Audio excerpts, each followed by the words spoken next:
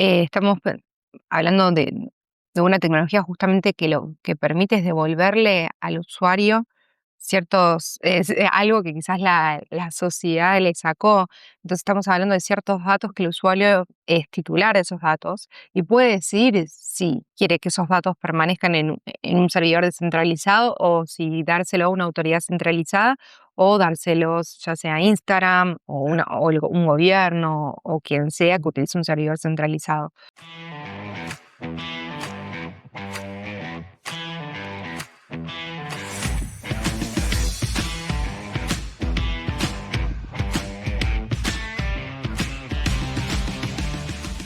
Quiero agradecerle a los amigos de 3D Home, pisos, revestimiento, un local muy moderno. Los interesados los pueden encontrar en la Avenida Presidente Castillo 550. Hola, ¿cómo están? Bueno, damos inicio a un nuevo episodio, el número 10 de esta iniciativa que hemos dado en llamar Encuentros, una iniciativa formativa que apunta a aportarle valor a los que nos escuchan o ven. Así que hoy estamos muy contentos de recibir a la doctora Giselle Hele. Ella es directora de Relaciones Institucionales de Polkadot Blockchain Academy. Es argentina, está residiendo en Madrid y trabaja en esta compañía, esta organización global que está participando de manera protagónica en la revolución tecnológica que está llevando el mundo. Así que vamos a intentar sacarle la mayor cantidad de conocimientos para que, bueno, para que la gente que nos escuche pueda saber qué es lo que está pasando en el mundo, qué está pasando con las tecnologías, con la blockchain, con la inteligencia artificial generativa y los principales desafíos que tenemos por adelante, ¿no?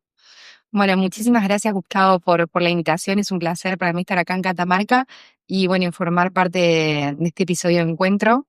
La verdad que bueno, como bien mencionabas, la formación es clave hoy en día, justamente cuando estamos quizás atravesando un tsunami de revoluciones tecnológicas, en donde cada día aparece un nuevo modelo de lenguaje o cada día hay algo nuevo que es posible y que hace décadas o incluso años atrás eran situaciones inimaginables.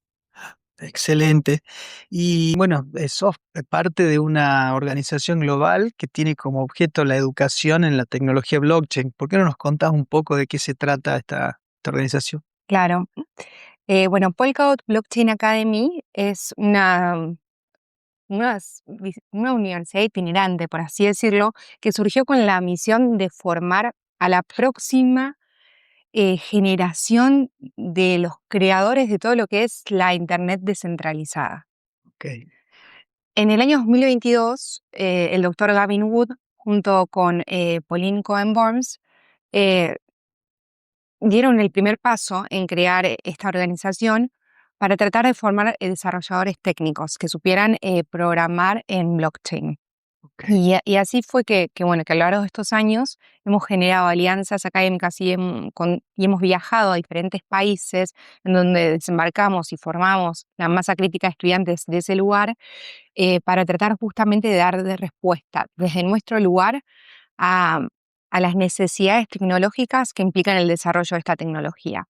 Comenzamos tratando de formar a perfiles más técnicos, Ujú. pero luego, a lo largo del transcurso de los años, nos dimos cuenta de que había como una mayor demanda por un contenido quizás no tan técnico o más accesible o que una persona pudiera aprender desde la comodidad de su hogar. Así fue que ahora no únicamente nos desarrollamos, perdón, ahora no nos dedicamos únicamente a formar a desarrolladores con perfiles técnicos, sino que ya tenemos programas educativos que pueden formar, por ejemplo, a tomadores de decisiones, que cuando estamos hablando de una tecnología que puede tener un impacto fundamental en los derechos de las personas, es muy importante que estas personas, que por su posición jerárquica están en la posición, mala la Claro, redundancia, de sí, tomar una decisión que puede tener un claro. impacto significativo, comprendan cómo funciona la tecnología, comprendan cuáles son los principios rectores, comprendan qué implicancias tiene la ciudadanía para que a la hora de decidir aplicarla o no, a la hora de decidir regularla o no, puedan tener una comprensión tecnológica de para qué sirve, para qué no, para qué se puede utilizar, para qué puede aumentar la productividad de las personas, Ujú. que eso es algo fundamental hoy en día. Y recién mencionabas que son una universidad itinerante. Me gustaría saber, sé que estuvieron recorriendo el mundo haciendo acuerdos, asociaciones con otras universidades muy importantes. ¿Por qué no nos contás todo eso? Claro, sí, mira, comenzamos en la Universidad de Cambridge en el año 2022. Luego de ahí nos fuimos a la Universidad de Buenos Aires, estuvimos también en la Universidad de Berkeley en California, la Universidad Politécnica de Hong Kong, la Universidad Nacional de Singapur, estuvimos en la Universidad de Ciencias Aplicadas de Suiza, luego en noviembre del año pasado volvimos a la UBA y también estuvimos en la UTN con conferencias académicas y en la Universidad de Champagnat en Mendoza. Decimos que somos una universidad itinerante porque justamente con los países con los cuales, a los cuales hemos ido viajando, en verdad, en principio comenzamos a viajar por una cuestión de mercado, por una cuestión de necesidad de formar a personas desarrolladoras que se encontraban en aquellos lugares. Pero luego, a la hora de abrir y desembarcar en cada lugar, nos fuimos dando cuenta que las alianzas con las universidades y que el valor que nos aportan los estudiantes de las universidades era mucho mayor. Por Ujú. eso fue que en el camino de educar a perfiles no técnicos, en el camino de educar a tomadores de decisiones, comenzamos a hablar con otras universidades, bueno, Ujú. como la Universidad Nacional de Catamarca, Así es. que, que, el, que el día de hoy tenemos un convenio marco vigente con ellos y quizás tenemos algunos de sus alumnos de ingeniería de sistemas que estén participando en nuestro próximo programa, Ujú. em, bueno, para tratar, ¿no? de continuar la formación de talento, porque creemos que en América Latina hay una masa crítica de talento técnico que tiene que ser Excelente. explotado y que tiene que tener la oportunidad de conectarse globalmente con universidades Excelente. y de otros lugares. Y esa itinerancia que mencionaba, bueno, te trajo a Catamarca, los trajo a Catamarca, Sí. también se firmó un convenio con el gobierno de la provincia para asistencia y colaboración recíproca, con la posibilidad también de poder intervenir en algunos procesos que hacen a la gobernanza pública, ¿no? De nuestra provincia. Este, ¿cómo ves esa posibilidad? ¿Y qué pensás que es transformador, es una tecnología transformadora? Pondría a Catamarca en un lugar importante, ¿no? En el escenario global o regional, por lo menos. Sí, yo creo que es una oportunidad única para una provincia como Catamarca poder convertirse quizás en uno de los primeros gobiernos del mundo en aplicar de forma real esta tecnología. eh, y creo bueno, que las posibilidades de también de conectar de forma diferente con los ciudadanos, que es una posibilidad que ofrece esta tecnología, la posibilidad de mostrar, gracias a la seguridad que proporciona la blockchain, la seguridad criptográfica, por así decirlo, es algo que permite mostrar la transparencia desde otro punto de vista, que permite al gobierno posicionarse desde otro lugar y que permite también que la ciudadanía sepa, por ejemplo, en qué dinero invierte, en qué utiliza el dinero el gobierno, Ujú. en qué se gastó, si da subsidios, en cuántos subsidios se dio, asistencias sociales que brinda. O sea, creo que es una capa que puede mejorar la confianza que tiene la ciudadanía y también creo que es fundamental no solo lo que la tecnología puede generar en cuanto a la trazabilidad y la transparencia, sino en cuanto a que el gobierno se está parando desde otro lugar porque no solo es adopción quizás de algunos pilotos de tecnología, sino es cómo alfabetizar a la ciudadanía, cómo comenzar a que la ciudadanía comprenda eh, por qué la tecnología existe, por qué es importante, para qué usarla, para qué no usarla. Ujú. Y recién decías, menciona a la Internet descentralizada, más conocida como Web3. ¿Estás convencida de que eso es lo que viene? Bueno, ya se está implementando, pero digo, hay una nueva Internet que va a terminar imponiéndose en poco tiempo. Como que hay una instancia la Internet está avanzando a su nueva etapa de evolución. ¿Y puedes contarnos más o menos en qué consiste, cuáles son sus características y en qué se beneficiarían los ciudadanos de eso, ¿no? Claro, sí, sí, si te parece, bueno, brevemente cuento de las diferentes webs que Sí. fuimos transitando. Hoy en día podemos decir que estamos en una web quizás 2.5, pero bueno, la web apareció con la primera internet, Ujú. que era una web que era unidireccional. Es decir, había un único sitio web que brindaba información, pero el usuario no tenía ninguna forma de interactuar. Pero luego cuando aparecieron los blogs y con la masificación a través de las redes sociales, apareció la web 2, que es aquella web en donde el usuario no solo lee información, sino que el usuario puede interactuar, puede comentar, puede dejar reseñas. Y ahora la próxima web, que es la web 3, que se basa en la tecnología de blockchain, que es una web que hoy en día ya existe, em, es una web que va un poco más allá, porque no solo el usuario puede interactuar a través de redes sociales, sino que el usuario ahora puede decidir qué datos quiere compartir.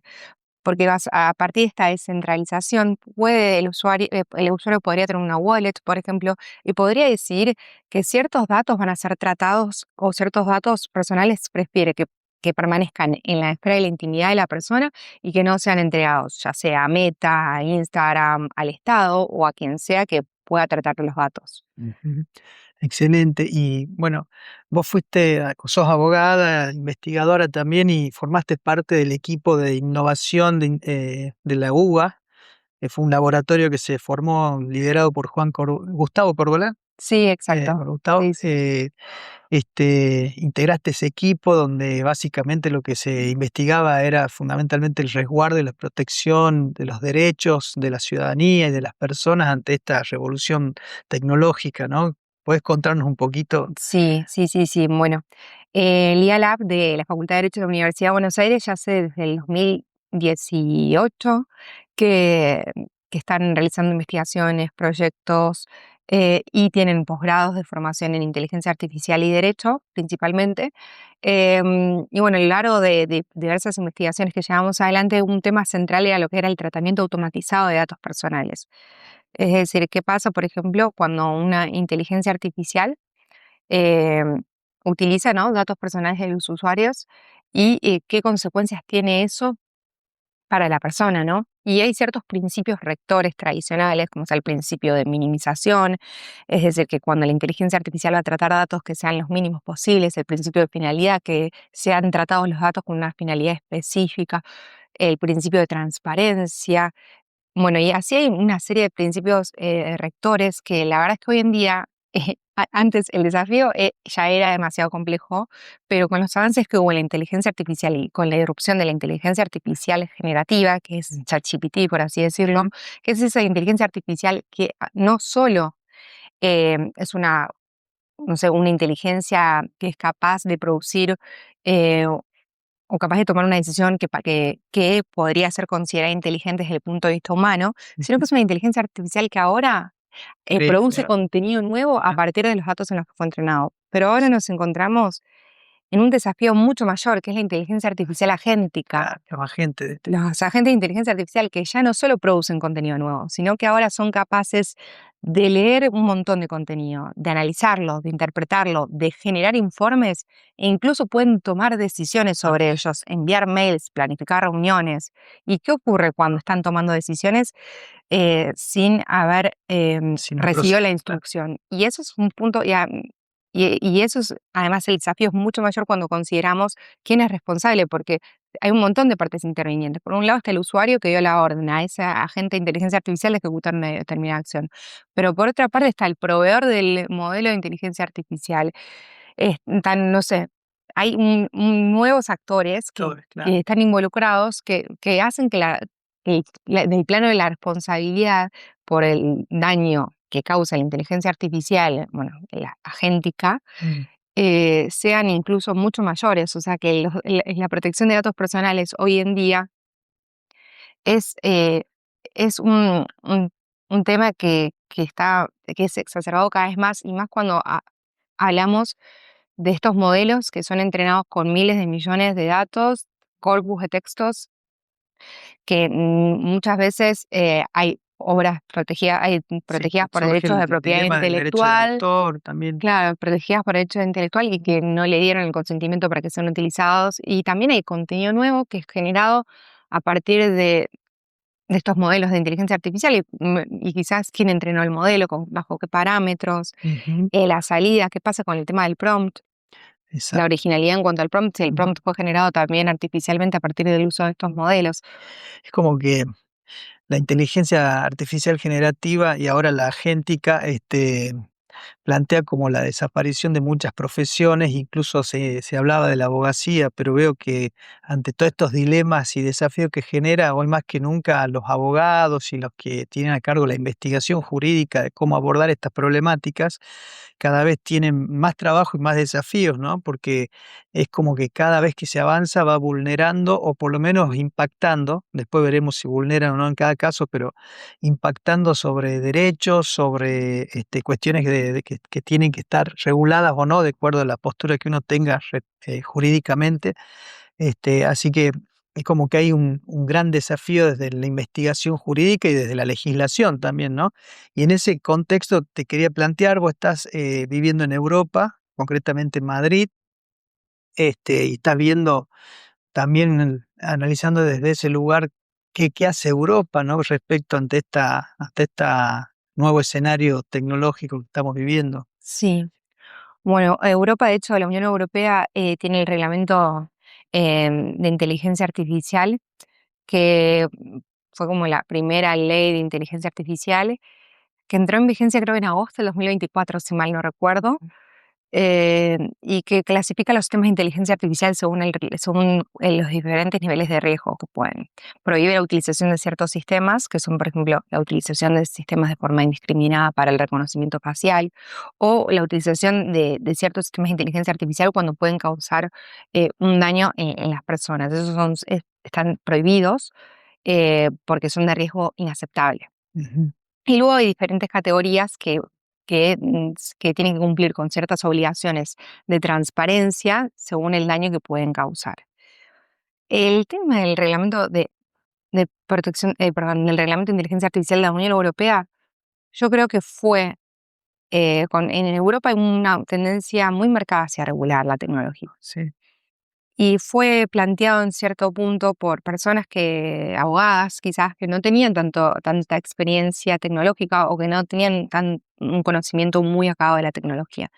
Entonces, lo que nos encontramos hoy en día es que hay un reglamento de inteligencia artificial que está vigente, pero que hay muchas obligaciones que son muy difíciles de cumplir. Ujú. Incluso, por ejemplo, hay los proveedores de estos sistemas de inteligencia artificial de alto riesgo o de riesgo inaceptable que, que están sujetos a un montón de obligaciones de transparencia, un montón de obligaciones para el funcionamiento de estos sistemas antes de ponerlos en el mercado, por ejemplo.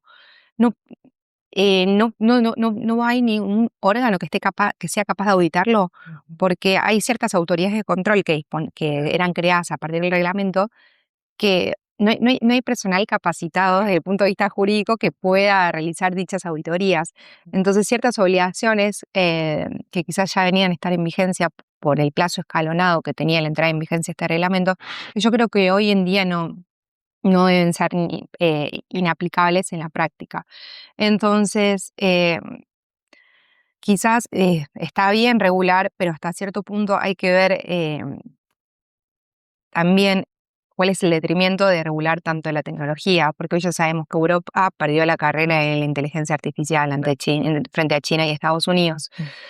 O sea que desde ese punto ya se queda muy Claro. atrás. Y eso, bueno, si bien en ese debate entre regular o no la inteligencia artificial, que bueno, está muy dividido en el mundo, las posturas, bueno, si es entre blanco y negro, yo también creo que me posiciono entre en que tiene que haber alguna regulación, pero lo que está pasando en Europa, advierto como que al ser tan excesiva la regulación, hace que el contenido y el conocimiento que genere Europa muchas veces pues, se puede quedar excluido de los modelos de entrenamiento de las IA que están hoy funcionando. Entonces es como también peligroso si es que se aísla demasiado la información, el conocimiento, todo lo que genera, los contenidos que genera Europa, los modelos de entrenamiento no tienen en cuenta esos conocimientos y tienen en cuenta los de China, de Estados Unidos, de otros continentes, de otros países. Es como que hay una desaparición de toda esa cultura a la larga, ¿no? En lo que es el ecosistema tecnológico. Sí, o sea, podríamos tener resultados completamente sesgados de estas inteligencias artificiales porque no tuvieron en cuenta estos datos. Exactamente. Que también, bueno, ese es un punto cuando volvíamos a hablar de la responsabilidad, es que muchas veces la inteligencia artificial toma datos, por ejemplo, de usuarios que quizás no consintieron o nunca leyeron los términos y condiciones o no nunca lo configuraron y utilizan los datos, les ponen los prompts que les da un usuario, las interacciones de un usuario con ChatGPT son utilizados para reentrenar estos sistemas y para hacer que respondan mejores. Y volviendo al tema de Europa, yo creo que una cuestión fundamental quizás, como vos decías, quizás es un gris, no es tipo regular o no regular, sino que es un gris, pero yo creo que muchas veces lo que reflejan estas inteligencias artificiales son muchas de las tensiones que rigen la sociedad. Ujú. Porque al fin y al cabo, si estamos hablando de inteligencias artificiales generativas que producen mucho contenido nuevo y que toman datos quizás de usuarios o respuestas parecidas y todo el contenido que quizás generan a la larga usan expresiones muy similares o sigue siendo muy parecido, al fin y al cabo el prompt, o sea, el texto o la conversación que una persona tiene con la inteligencia artificial sí, es lo que la salida que le puede dar a otro usuario. Entonces, por eso muchas de las tensiones en las sociedades modernas, que hoy por hoy podemos decir que son sociedades algorítmicas ya, porque ya hay agentes que se comunican con agentes y que ejecutan múltiples tareas al mismo tiempo. Ujú. Así es, y bueno, otro de los puntos que tocaste como desafío es el tema de los derechos de autor, ¿no? De quienes generan los contenidos o de dónde toma información la guía para nutrirse, para dar sus respuestas. También veía que había un debate, y no sé si hay ya una medida en algunos países o en Europa como comunidad sobre un impuesto, cobrar un impuesto y de ese impuesto surja el dinero para pagar los derechos de autor de las academias, de los investigadores o de quienes produzcan contenido para la IA. Eh, no sé cómo ves eso, si es posible, si está avanzando ese debate. Eh, La verdad es que no tengo muy en presente ese tema ni hoy en día, ni ese debate. Lo que sí puedo decir es que, por ejemplo, todos los casos, o sea, no me acuerdo, en el 2024 creo que en Estados Unidos había habido como 33 demandas y Ujú, todas las demandas eran prácticamente por el mismo motivo. Y la Corte de Estados Unidos en todos aquellos casos falló que sigue reconociendo únicamente como autoría la persona humana. Es decir, que hoy por hoy ninguna de estas herramientas de inteligencia artificial generativa eh, son titulares del derecho de propiedad intelectual, porque justamente lo que se requiere es un mínimo de intervención humana para poder producir cierto contenido. Entonces rechaza el contenido, o sea, rechaza otorgarle propiedad intelectual al contenido que es generado por inteligencia artificial generativa. Y con relación a lo del impuesto, es un tema interesante. Justamente la doctora Primavera Filippi, que bueno, que sé que la conoces, sí. que tuviste la gracia de conocerla, ella tiene un proyecto de inteligencia artificial generativa que se llama Alien, que lo que hace justamente es proteger los derechos de los artistas. Em, Ella a través de eso tiene como un modelo entrenado de inteligencia artificial generativa que 100% open source, que fue entrenado utilizando corpus de datos abiertos Ujú. o datos para cuyo consentimiento, para los cuales para cuyo tratamiento tenía el consentimiento para tratarlos. Y lo que hace es, por ejemplo, cada vez que la inteligencia artificial produce una imagen nueva, pero que fue entrenada por ejemplo, con una pintura del pintor catamarqueño Varela, Ujú. en ese caso, el pintor que da su consentimiento para que su obra sea utilizada puede recibir ciertas regalías, bueno, Ujú. cada vez que el sistema es entrenado y que produce y que los parámetros, o sea, de Coincidan las, con la... claro, que las la- redes, hay ciertos parámetros que coinciden con la obra que fueron entrenados. Y también, por ejemplo, la persona que quiere utilizar, por ejemplo, una imagen que fue generada con IA, sabe que esa imagen fue generada con IA y también tiene la licencia, por así decirlo, de utilizar esa obra sin vulnerar derechos de propiedad intelectual.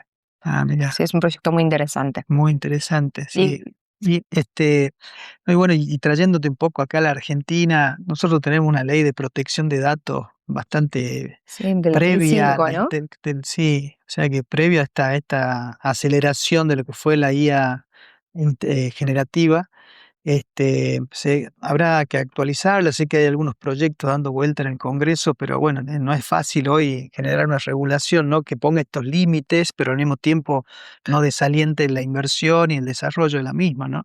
Sí, pero hay ciertos principios rectores del tratamiento automatizado de datos personales que tienen que estar en una ley de protección de datos que, considerando que la nuestra es del año 2005, están totalmente Desactualizado. desactualizados y no están contemplados. Sí, Ok. finalidad, minimización, transparencia, rendición de cuentas.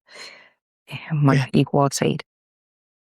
Bueno, y justamente tal vez la Web 3 sea la respuesta que da la misma tecnología y la misma evolución de la tecnología a los grandes problemas que se han generado o afectaciones que se han generado a derechos humanos básicos eh, de las personas, como la identidad, como los datos personales, la privacidad, la autoría o la originalidad de la creatividad humana. ¿Pensás que la Web 3 y la blockchain puede ser un poco la salida también a esto y el resguardo de las personas? Sí, no se diría la salida, pero como que son un complemento fundamental y necesario, sí, 100%. Estamos hablando de una tecnología justamente que lo que permite es devolverle al usuario algo que quizás la sociedad le sacó. Entonces estamos hablando de ciertos datos que el usuario es titular de esos datos y puede decidir si quiere que esos datos permanezcan en un servidor descentralizado o si dárselo a una autoridad centralizada o dárselos ya sea a Instagram un gobierno o quien sea que utilice un servidor centralizado. También por otro lado estamos hablando de criptografía avanzada que permite que únicamente ciertas personas puedan acceder a cierta información. También podemos hablar, por ejemplo, de smart contracts que se pueden programar eh, para impedir ciertos tratamientos de datos personales que pueden vulnerar derechos de las personas. Ujú. También estamos hablando de nuevos mecanismos en los que la identidad digital de una persona pueden ser probados. Que esto puede, por un lado, ayudar a que haya menos vulneraciones. Hoy en día ya hay nuevos protocolos que están incorporando lo que se llama prueba de individualidad, que combina, por un lado, la prueba de humanidad, es decir, combina que vos sos una persona, que existís en el mundo real, que de verdad, y también que sos una persona única, es decir, el principio de unicidad. Y este es un punto clave, justamente cuando estamos hablando de estas inteligencias artificiales generativas, de la IA agéntica y multiagéntica, en donde hay muchos bots Ujú. que se pueden hacer pasar por muchas personas al mismo tiempo, en donde la identidad de una persona puede ser suplantada de formas inimaginables Ujú. y también en donde justamente hay un aumento de todo lo que son las deepfakes y el contenido que ya generan estos modelos es tan difícil de ver si es cierto o no, que por ejemplo, si ya hay una blockchain que nos asegura de que cierto contenido fue producido por alguien y que es cierto y que existe, y más nos da una capa adicional para saber que algo es cierto, que algo es verdadero y que algo o que hay un funcionario que firmó digitalmente algo Claro. y que eso está garantizado por una tecnología que hoy ya está disponible. Así es. Es decir, que hoy volvemos a tener que discutir la identidad de las personas, ¿no? Como dijimos, la prueba de humanidad. O sea, estamos discutiendo, tenemos que volver a los derechos humanos básicos, para poder enfrentar a este fenómeno tan disruptivo que estamos viviendo.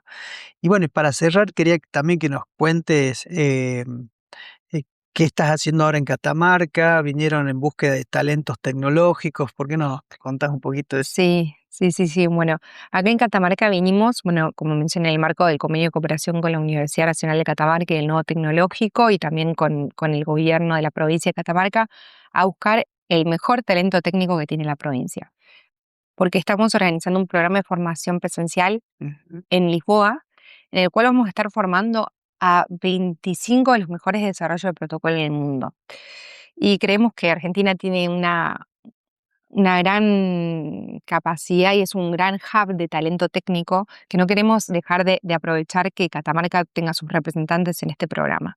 Este programa Excelente. funciona como si fuera un funnel para captar los mejores perfiles y que los mejores perfiles, luego de formarse durante 2 semanas de forma inmersiva, trabajando codo a codo con los creadores de esta tecnología, puedan acceder a una oportunidad de trabajo remoto para Parity Technologies, que es la empresa que está desarrollando toda la infraestructura de Polycount. Ok. Estamos formando, no es un bootcamp en Web3, no es un simple curso para aprender de blockchain, sino que estamos formando a personas para que aprendan de la capa más profunda de todo lo que es la Internet descentralizada. Es decir, formando personas para que entiendan cuáles son las leyes que rigen estos protocolos para que sean capaces de construirlos. La oportunidad que van a tener estas personas que cursen el programa y si tienen suerte, consigan un trabajo, es que van a estar creando los próximos productos digitales descentralizados que van a existir. Aplicaciones Web3, pero de uso diario. Ujú. Una aplicación, un Gmail, un Google Calendar, no sé, una etiquetera de eventos, podrían ser un Twitter, Ujú. un montón de Aplicaciones concretas, reales, concretas soluciones. soluciones, pero que uno los puede usar en la vida diaria y en Ujú. su vida cotidiana, pero que permitan el resguardo de la privacidad, que permitan el resguardo de los datos y que permitan que la persona titular pueda decir para qué usa sus datos y con quién los comparte. Excelente. Bueno, ojalá que dentro de esos 25 haya algún catamarqueño que pueda tener la oportunidad. Sí, esperemos que sí. Bueno, muchísimas gracias, Giselle. Fue un placer que puedas compartir con nosotros este tiempo. También tenés una agenda muy apretada, tenés que viajar por otros países, tenés que volver a tu casa en Europa. Así que bueno, seguramente vamos a estar en contacto porque en su plan de trabajo también han puesto el foco en Catamarca y bueno, eso para nosotros es muy importante. Y Muchas bueno, gracias. nosotros también. Gracias a vos.